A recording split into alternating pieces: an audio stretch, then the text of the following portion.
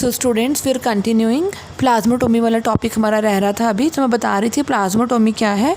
It's a division of multi nucleoid parent, देखो कितने सारे न्यूक्लियस है, into many multi nucleoid individuals. तो न्यूक्लियस डिवाइड नहीं हुआ, सिर्फ साइटोप्लाज्म पे कट लगा है और इतने सारे 1, 2, 3 इंडिविजुअल्स में वो कन्वर्ट हो गया, राइट। और यहाँ पे हमारे पास जो परफेक्ट एग्जाम्पल है वो है ओपालिना की। ओपालिना बेटा एक प्रोटिस्ट होता है। और यहाँ पे हम बात करेंगे अमीबा की। अमीबा कौन सा? पीलोमिक्सा, वो भी एक तरह का एक प्रोटिस्ट ही है, अमीबा भी। सेकेंड बेटा है हमारे पास फ्रेगमेंटेशन। बेटा फ्रेगमेंटेशन में क्या होता है, जो पेरेंट की बॉडी होती है ना वो स्प्लिट हो जाती है 2 या ज़्यादा फ्रेगमेंट्स में, और हर एक फ्रेगमेंट फिर डिवेल्प हो जाती है नए ऑर्गेनिज्म में, लेकिन अंडर फेवरेबल कंडीशंस में। कंडीशंस कैसी होनी चाहिए बेटा? फेवरेबल कंडीशंस होनी चाहिए। आपको पता है ना फेवरेबल कंडीशंस क्या होंगी फिर? यस, फेवरेबल कंडीशंस होंगी जिसमें प्रॉपर टेम्परेचर हो, फूड अवेलेबल हो, सब कुछ, तो उसको हम बोलेंगे these are favourable conditions, right. So fragmentation it basically occur in some multicellular organisms but with simple body organisation. आप बोलोगे फ्रेगमेंटेशन और फ्यूजन तो सेम थी, लेकिन बेटा एक बात याद रखो, फ्रेगमेंटेशन में क्या था?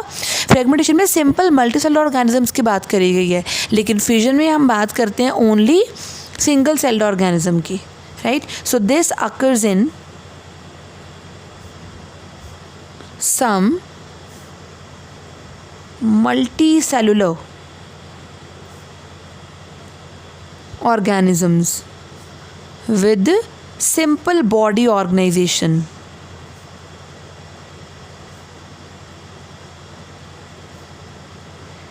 बॉडी उनकी सिंपल होनी चाहिए, वही डिवाइड कर पाएंगे, ऐसे फ्रेगमेंटेशन कर पाएंगे, बाकी नहीं कर पाएंगे,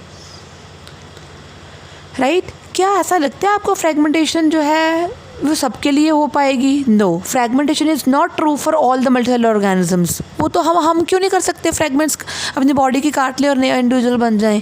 fragmentation is not true for all the multicellular organisms because they can not simply divide cell by cell. अब तुम ह्यूमंस के एग्जाम्पल ले लो, हमारे में इतने सेल्स हैं, क्या हमारा एक एक सेल बॉडी का सारे सेल्स एक एक करके हाफ ऑफ हो सकते हैं, ऐसे डिवाइड हो सकते हैं, डबल हो सकते हैं? नहीं हो सकते, राइट। कितने तो सेल्स हैं, हमारी बॉडी ऑर्गेनाइजेशन देखो कितनी ज़्यादा एडवांस है, हमने पूरे ऑर्गन सिस्टम है। So it's not possible, so it is only possible with simple multicellular organisms. Fragmentation is not true for the all multicellular organisms because they cannot simply divide cell by cell, as well as many multicellular organisms they are not simply a random collection of cells। हम सिर्फ sales का collection ही नहीं है, हम में तो cell by cell division impractical है बेटा, बिल्कुल। Therefore multicellular organism need to use more complex ways of reproduction, right. हमारे में सेल टू सेल डिवीजन होना बहुत मुश्किल है बिकॉज हमारे में कंप्लीट ऑर्गन सिस्टम प्रेजेंट है, ओके। तो ये था हमारे पास फ्रेगमेंटेशन। थर्ड इम्पॉर्टेंट है दैट इज़ रीजनरेशन। बेटा ये स्टार्ट करने से पहले मैं आपको एग्जांपल बता दूं फ्रेगमेंटेशन की। फ्रेगमेंटेशन की एग्जांपल है स्पायरोगायरा। ये क्या है स्पायरोगायरा? स्पायरोगायरा बेटा एल्गी होती है, इसका एक और नाम भी होता है, इसको पॉन्ड सिल्क बोलते हैं। सिल्की सी होती है काफ़ी ज़्यादा, pond silk. Next third part है बेटा रीजनरेशन। रीजनरेशन बेटा इसको डिस्कवर करा था साइंटिस्ट ट्रेम्बले ने। इट वॉज डिस्कवर्ड बाय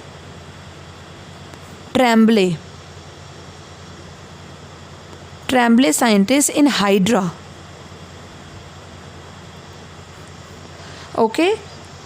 तो इसमें होता क्या है, formation of whole body of an organism from small fragment. छोटी सी फ्रेगमेंट से पूरा का पूरा इंडिविजुअल भी आ सकता है, या हो सकता है लॉस्ट पार्ट ही आ जाए, right. So here the formation of complete organism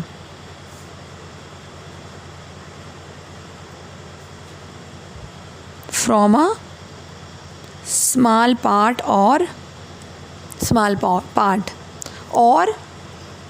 replacement of lost part. हो सकता है लॉस्ट पार्ट भी आ जाए, जैसे लिजर्ड की टेल आ जाती है, सिर्फ टेल, ऐसा नहीं होगा टेल से लिजर्ड आ जाएगी, लिजर्ड की टेल आ जाती है। सो रिप्लेसमेंट ऑफ, उसमें क्या है, replacement of lost body part. इसको हम क्या बोलते हैं, रीजनरेशन, राइट। और रीजनरेशन किस में होती है? हाइड्रा में और प्लानेरिया में। प्लानेरिया मैंने आपको वीडियो में बताया था। प्लानेरिया क्या है बेटा? फ्लैट वॉर्म है। ये देखो, Planaria is a flat warm, कुछ इस तरह से होता है प्लानेरिया, राइट। तो देखो, अगर ये कट हो गया तो देखो, ध्यान से देखना मैं क्या कर रही हूँ। जो पोर्शन डिवेल्प हुआ है नया, उसको मैं डॉटेड बना रही हूँ।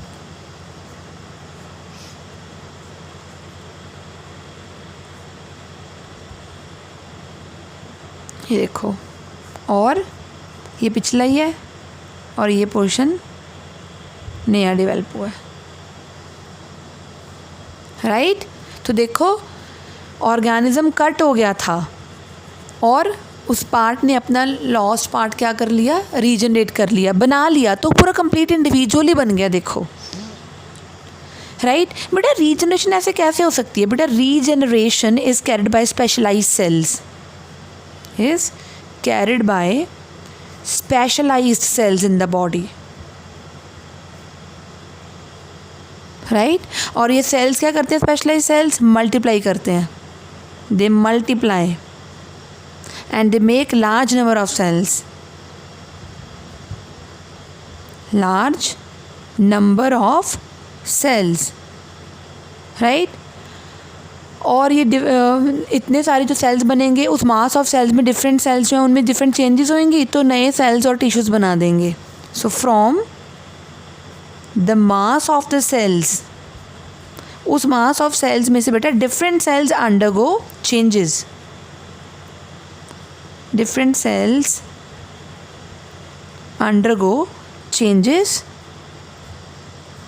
To various cell types and tissues बना देंगे। बहुत सारे सेल टाइप्स और टिश्यूज़ बन जाएंगे। बट मैं आपको बता दूं, how regeneration is not the same as reproduction, is not the same as reproduction, because most of the organism would not normally depend upon being cut. कौन डिपेंड करेगा भी कट होऊंगा और मैं रिप्रोडक्शन करूँगा? नहीं ना।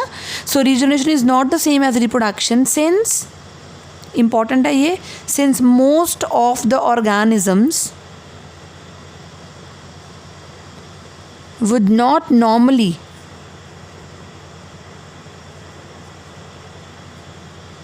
depend on being cut up to able to reproduce। तो कोई भी डिपेंड नहीं करेगा कि वो कब कट होगा और वो फिर रिप्रोडक्शन होएगी उसकी। So regeneration is not the same as reproduction, since most of the organisms would not normally depend upon being cut to be able to reproduce, right? Clear है ये चीज़? तो आज हमने फ्रेगमेंटेशन, फ्यूजन और रीजनरेशन कंप्लीट कर लिया। अब हम फोर्थ करेंगे, that is the budding. Budding बेटा, budding is a mode of reproduction in which daughter individual is formed from a small projection. देखो, मैं हाइड्रा की एग्जांपल लेती हूँ यहाँ पे। हाइड्रा बेटा किस में आता है? Hydra comes under the animal kingdom. First phylum होती है हाइड्रा की, सॉरी फर्स्ट नहीं, उसकी सेकंड फाइलम होती है सिलेंट्रेटा। ओके, तो होता है एनिमल किंगडम में ही है। ये हाइड्रा है, ये इसके टेंटिकल्स हैं, टेंटिकल्स। इस पे स्टिंगिंग सेल्स होते हैं जो स्टिंग कर सकते हैं। सो हाइड्रा बडिंग शो करता है। ध्यान से देखो, हाइड्रा की बॉडी के ऊपर small bird like outgrowth develop होगी। देखो, a small bird like outgrowth is formed on the parents body. आप देख ही रहे हो, ये बड बन गई। Bud grows in size. देखो, bud grows in size. Parent तो वैसे ही है अभी। Bud got detach from the parents body. ये देखो, डी अटैच होगा, पेरेंट तो ऐसे ही है अभी भी। बड डी अटैच हो गया and act as a and form new individual. Okay, So what is budding? Budding is a mode of reproduction in which daughter individual is formed from a small projection, and that projection is known as bud from the parent's body, and this process is known as budding, right? और जो hydra होता है ना, वो use करता है अपनी regenerative cells. Hydra uses its regenerative cells for reproduction by budding. By budding. So ये जो birds होती हैं ना, ये tiny individuals होती हैं. So birds are actually tiny, छोटी individuals. And when fully mature, they detach from the parent body. Detach मतलब गिर जाती हैं. ये देखो, detach from the parent's body, अलग हो जाती हैं from the parent's body and act as new individual. Clear?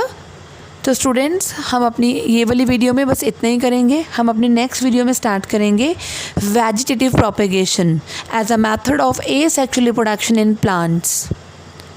Okay students, and bye bye.